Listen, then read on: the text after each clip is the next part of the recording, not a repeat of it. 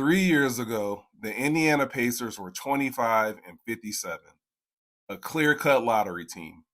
Teams like the Washington Wizards, the Charlotte Hornets, the Toronto Raptors all had better records. For lack of a better term, they were your classic bottom feeder team in the NBA. So what happened?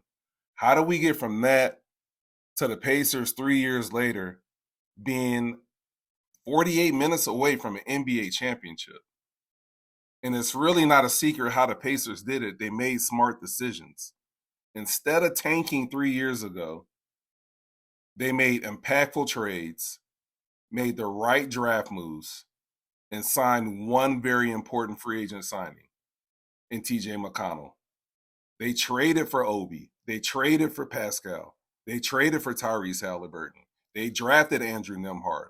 They drafted Benedict Mathurin. And all of those moves hit. A Game 7 win for the Indiana Pacers would mean a lot of things. First championship in franchise history. Defeating all the odds. Proving all the naysayers wrong. Legacy building for Pascal Siakam and Rick Carlisle and Tyrese Halliburton. But the most important thing a Game 7 win would mean not only for the Pacers, but for the entire NBA is you don't have to tank for 3 years in a row to build a good team. It truly can be done in a short period of time by being smart. The fact that people are calling this run for the Indiana Pacers a magic carpet ride or they're this team of destiny, that is baloney. This team was in the Eastern Conference Finals last year. This team has the second best record since January 1st. Brian Windhorst said it best.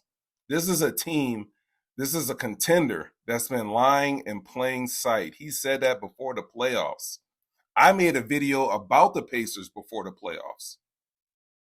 All you have to do to know who the Indiana Pacers were was pay a little bit of attention to the NBA season and have League Pass maybe. People with League Pass and the real NBA fans knew about this Pacers team.